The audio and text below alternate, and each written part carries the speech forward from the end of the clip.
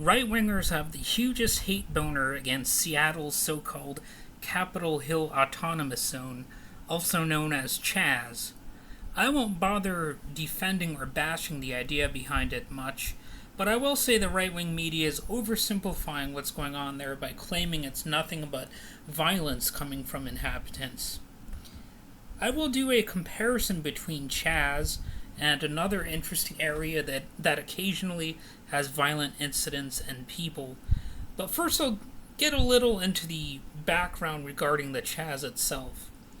In reality, at least one of the violent incidents involved an anti-Black Lives Matter right-winger attacking protesters. How did he do it? By driving his frickin' car into a crowd of protesters, which is a common theme now, apparently. He then shot one of the protesters, and that happened on June 7th, 2020.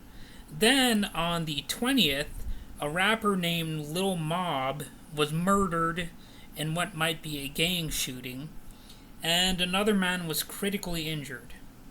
And another non-fatal shooting happened the next day.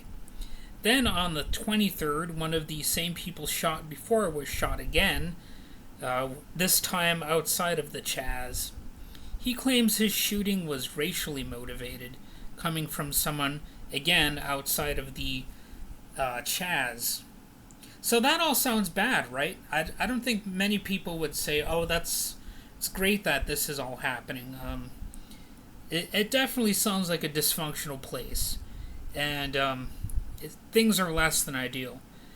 But for the sake of thought experiment, let's consider another place that occasionally has violence, and that some people could say, oh, we should shut it down because of the historical problems there.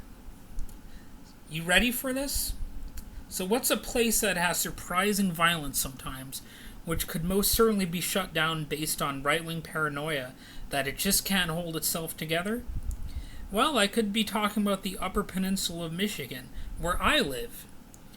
As I go through these examples, I want you to ponder whether or not they make my area more or less frightening than the CHAZ. I also want you to remember that the UP actually has a low crime rate overall, but there are definitely a few doozies for sure. I live here, but based on anti-CHAZ criteria and hysteria, I would say there are plenty of reasons to shut this place down as being too damn violent. In fact, a recent story involves someone I vaguely knew in high school named Sasha Anderson. Along with her boyfriend, she broke into a home in the puny town of South Range, Michigan, and she was warded off by the homeowner with a chainsaw. That's right. It's like the UP Chainsaw Massacre. Want another example from that same puny little town? Well, I used to work as a phone interviewer at a market research firm. Long story short, one of my supervisors ended up getting drunk one night and shot someone, which landed him a 4-year stretch in prison. Starting to sound pretty violent already, right? I mean, you got a chainsaw, you got somebody shooting at somebody, possibly attempted murder. Does not sound like a good place. Doesn't sound safe. Not heavy enough for you? Need more maniacal examples? Okay. We had a burgeoning serial killer back in the 1990s named David Goodrow. I often walk past the parking deck where one of his victims was killed. I even know someone who claims he had Goodrow as a chaperone on a class trip to Six Flags. I even talked to someone on Facebook who says her mother was a client of Goodrow's at the Social Security Administration, where he drew his victim pool, mind you. So, again, it's a pretty freaky place, really. It doesn't sound safe. Doesn't sound like a place you would want, your kids to live in, right? It doesn't end there, though. Infamous mass murderer Richard Speck also stayed in the area briefly, even getting into a bar fight in the Mosquito Inn in Toivola, Michigan, which is where my dad used to occasionally drink, and where a former coworker of mine is a cook. Another interesting fact, The place that Speck stayed is close to the aforementioned parking deck where David Goodrow took one of his victims' lives. Jesus Christ, doesn't this place sound scary? I mean, would you feel safe walking around here at night, knowing all this? Also, it should be noted that the mother of serial killer Eileen Wuornos lives, or at least lived, about 12 miles away from where I live right now, in the town of Calumet. Or I guess it's a city, but it's kind of like a town.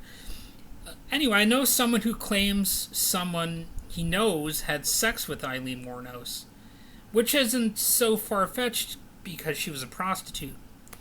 And, of course, Eileen Wuornos inspired the movie Monster, which Charlize Theron won an Oscar for. Really a good movie, but I'm getting a bit sidetracked. And more recently, a serial killer named Kelly Cochran made the news after she, did her thing. She murdered a couple people, and it's even alleged that she fed some remains to other people in a barbecue, so you've got a little bit of a cannibal angle into this area. It's really starting to sound insane, isn't it? Well, I know of a few other criminals with links to this area. There's this guy named John Sadio who had escaped custody 3 times. He was definitely making the news. It was kind of an international story. I knew him in grade school. In fact, one of my female cousins used to hang around with him sometimes back when she was a kid. John Sadio was a foster kid, and I don't really remember interacting with him that much myself, but I know I saw him in person at this puny little school called Haken School. And anyway, I'll keep this ball rolling. How about a few historical examples? If some of these examples are too recent, you might think, well, maybe it's just getting worse, it's going downhill because, liberals have taken over the city, or, certain right-wing talking points like that. Well, okay. My Uncle Wayne used to live in the Scott Hotel here in Hancock, Michigan. That is where, in 1906, an anti-union mob, and allegedly the police department itself, beat, shot, and kidnapped the Western Federation of Miners president, Charles Moyer. Earlier today, I got some Mexican food from the restaurant that's now located there. So, it's kind of funny, how things can actually become more peaceful over time. Anyway, want one of our most famous examples? Okay, how about the Italian hall disaster, where 73 people got crushed to death, allegedly because an anti-union person there shouted fire, resulting in a stampede. This also happened in Calumet, Michigan. And the folk singer Woody Guthrie wrote a song about it.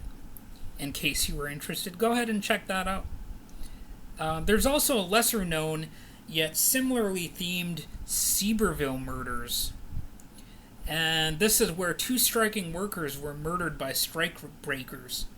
My grandmother lived not far from where these murders occurred, and my old high school's pretty darn close to it as well. So, obviously, even the school zones aren't exactly safe, historically. Every place seems to be tainted by murder around here in some respect. So, again, where I live seems to have a festive atmosphere much of the time, but we do get some occasional violent incidents, for sure. It links to violent people, and there are definitely reasons to be afraid. There was also some guy who killed his wife and burned her in a barrel, but I don't remember his name, and no one ever mentions that. So,